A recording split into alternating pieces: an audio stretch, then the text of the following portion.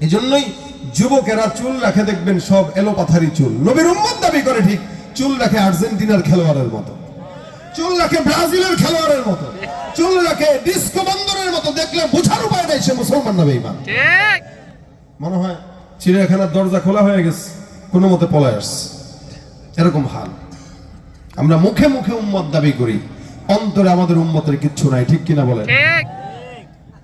ভাইরা আমার, নূহ পয়গম্বর 950 বছর দাওয়াত দেওয়ার পর মাত্র 40 জন 70 জন। আর আমার নবী দুনিয়াতে আসার আগে আল্লাহ পাক উম্মত পাঠাইছেন। ইয়ামানে একজন বাদশা ছিল, নাম ছিল দুব্বাহ হিময়ারি।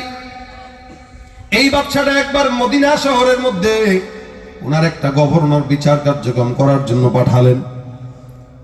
যখন নাকি বিচার কার্যক্রমের জন্য ইয়ামানের বাদশা আসলো, আল্লাহর বান্দারা ইয়ামানের গভর্নরকে, ইয়ামান দেশের গভর্নরকে তারা হত্যা করে ফেললো। মদিনার মানুষেরা, একটা গভর্নরকে হত্যা করা বড় অন্যায়। এই গভর্নরকে হত্যা করার পর ইয়ামানের বাদশার মেজাজ গরম। সে রাগে ক্ষোভে বিশাল বড় জামাত নিয়ে রওনা। যে শহরের মানুষগুলো, মদিনার মানুষগুলো আমার গভর্নরকে হত্যা করলো, ওই শহরকে আমি দুনিয়ার জমিনে রাখবো না, ধ্বংস করে দিব। মেজাজ খারাপ হয়ে গেল। আল্লাহর বান্দা রওনা হয়ে গেল বিশাল বড় দল নিয়ে মদিনা ধ্বংস করার জন্য।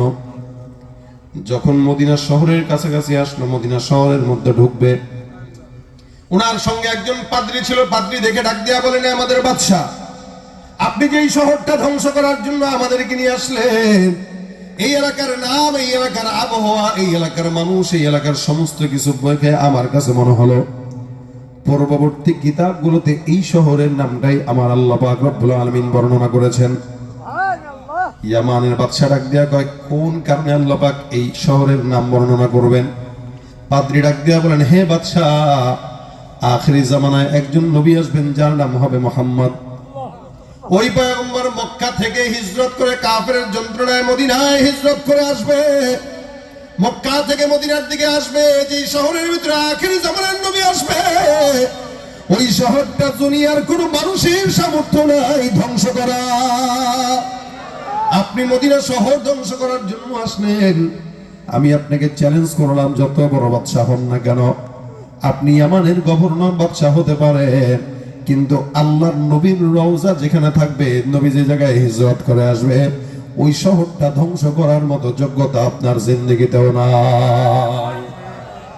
ওই নবী হবে নবীদের সরদার, ওই নবী হবে আখেরি নবী।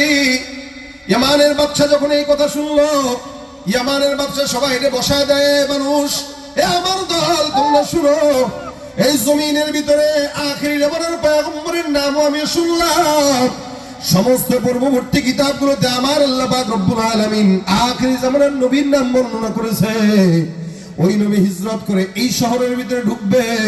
আমার দিলের ভিতরে তামান্না, আমি আখেরি জামানার পয়গম্বরকে একবার যদি দেখতাম, ওই পয়গম্বরের উপর আমি ঈমান আনতাম। কিন্তু আমি যদি দেখি নাই, ওই শহরে যেহেতু আমি আসলাম, তোমরা সাক্ষী থাকো, তোমাদেরকে সাক্ষী রেখে বললাম, আমি আমাদের বাদশাহ ওই পয়গম্বর মুহাম্মদের উপর তোমাদেরকে সাক্ষী রেখে তার উপর আমি ঈমান নিয়ে আসলাম। সুবহানাল্লাহ। ইয়ামানের বাদশাহ আমার পয়গম্বরের উপর ঈমান নিয়ে আসলে তখন নবী দুনিয়াতে জন্মগ্রহণই করেন নাই। সুবহানাল্লাহ। নবীর নাম শুনে, নবীর মর্যাদা বুঝে আল্লাহর বান্দা উম্মত হয়ে গেল। তখনও নবী জন্মগ্রহণ করেন নাই। ইয়ামানের বাদশা মুসলমান হয়ে গেলেন।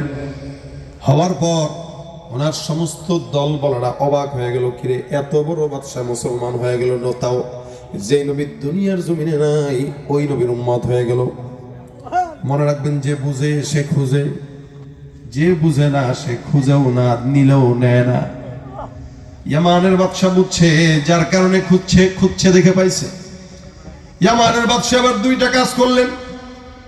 এক নম্বরে সুন্দর করে 2 তলা একটা বিল্ডিং বানায়, আর সুন্দর করে 2 তলা বিল্ডিং বানানোর পর এলাকার ভিতরে কিছু মানুষ ডাক দিয়া কয়, তার যে দল বল আসছে তার সঙ্গে, এদের ভিতরে কয়েকজন ডাক দিয়া বলে, শোনো, আমি তোমাদেরকে এই ঘরের জন্য তোমাদের কাছে এই ঘরের দায়িত্ব দিয়ে গেলাম। এই ঘরটা তোমরা যত্ন সহকারে টিকায় রাখবা। যদি দুর্বল হয়ে যায় ঘরটাকে আবার মার্জিত করবা। তোমাদের দায়িত্ব হলো ওই মক্কার জমিন থেকে আখেরি জামানার পয়গম্বর যখন কষ্ট করে মদিনার জমিনে আসবে, আসার পরে কোন জায়গায় বসবে, ঘর তত নাও পাইতে পারে। আমার নবীর যেন কষ্ট না হয়, এই কারণে আমি তার জন্য 2 তলা বিল্ডিং বানায় রেখে দিলাম। প্রথমে একটা ঘর বানায় দিলেন, তারপরে ওই জায়গায় কিছু মানুষ রেখে দিলেন, তোমাদের ভরণ পোষণের দায়িত্ব আমি ইয়ামান থেকে পাঠাবো। আর সুন্দর করে চিঠি লিখলো আখির জামানার পয়গম্বর মুহাম্মদ রাসূলুল্লাহ সাল্লাল্লাহু আলাইহি ওয়াসাল্লামের জন্য।